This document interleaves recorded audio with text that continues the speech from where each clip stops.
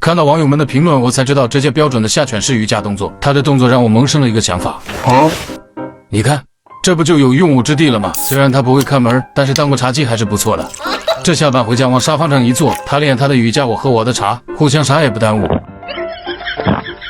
你还别说，他脚打顶的高度刚好符合人坐在沙发上的人体工学。当累了一整天，下班回家坐沙发上休息的时候，刷刷手机，喝喝茶，惬意的很。